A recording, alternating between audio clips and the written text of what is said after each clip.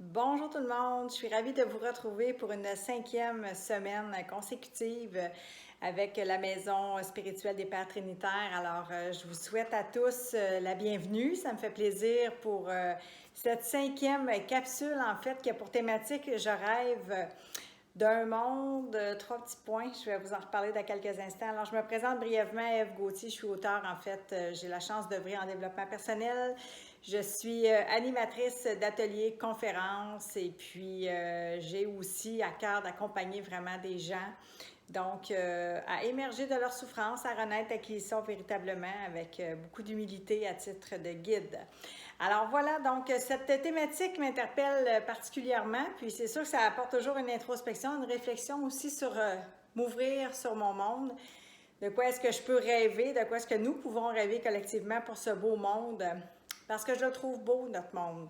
Et oui, ce serait facile de peut-être trouver, de critiquer ou de porter des jugements sur ce qui est, mais je vous dirais que depuis quelques années, j'ai plutôt envie de mettre mon focus sur toute la beauté qui nous entoure, tout le beau, tout le bon. Puis je trouve que notre monde en a quand même beaucoup. Assurément qu'il y a de la pacification à faire, il y a de la paix à apporter. Puis où est-ce que je le ramène? Bien, c'est toujours en moi. Je pense que de rêver d'un monde, 3 petits points que je pourrais dire meilleur, bien, ça commence par moi-même. Ça commence par pacifier ma relation avec moi-même pour ensuite me relier aux autres, me relier aussi à ma planète. C'est-à-dire prendre soin de moi pour pouvoir mieux prendre soin aussi des autres et prendre soin de ma planète, prendre soin de mon environnement, de ce que la vie nous offre si généreusement.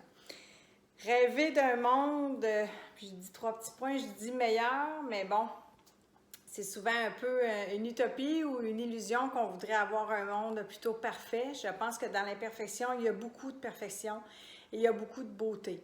Autant pour nous que pour notre monde étant le monde entier, mais étant notre planète aussi. Je le relie beaucoup à ça.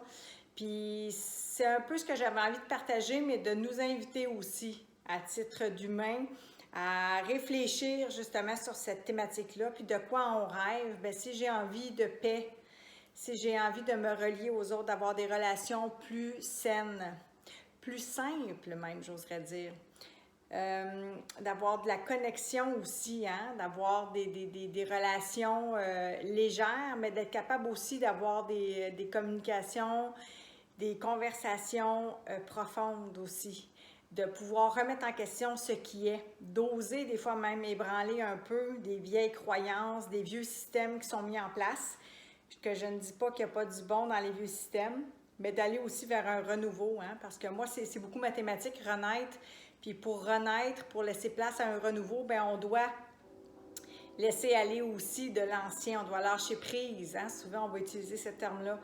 Puis moi je dirais mourir à quelque chose pour renaître à autre chose.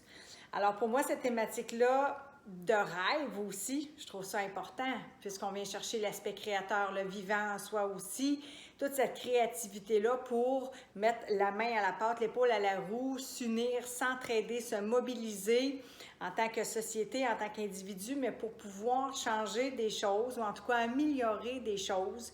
Puis souvent, j'aime bien dire en lien avec ça, des fois, c'est pas tant de changer des choses que de venir changer le regard que l'on pose aussi, comme je l'ai dit un peu au début de cette vidéo-là. D'avoir un regard avec davantage d'amour, de bienveillance, de compassion, de comprendre, hein, d'être empathique face à l'humain devant ou à notre planète qui souffre. On en porte tous des souffrances. Il y a des outils pour ça, c'est ce que j'ai envie de vous dire. Il y a énormément d'outils en développement personnel, sans toutes les prendre et toutes les vouloir les posséder puis les tester, mais d'aller chercher selon nous, selon notre intuition, qu'est-ce qui pourrait nous aider justement à entreprendre cette démarche-là pour améliorer notre monde intérieur d'abord, pour rêver d'un monde meilleur d'abord en nous, pour pouvoir ensuite le faire rayonner, le partager avec les autres, que ce soit notre joie d'être, notre désir d'exister, de nous réaliser, de prendre soin de nous, mais de pouvoir aussi vraiment être en relation et avoir une relation de paix, d'accueil avec qui nous sommes. Parfois, c'est apprivoiser nos ombres aussi. Alors, un chemin comme ça de voyage que l'on peut faire à travers soi, Je pense que ça peut révéler vraiment une belle ouverture sur notre propre monde, mais sur tout le monde. Alors, c'est ce que je nous souhaite. Puis beaucoup d'amour, beaucoup de joie et beaucoup de paix. Je vous embrasse.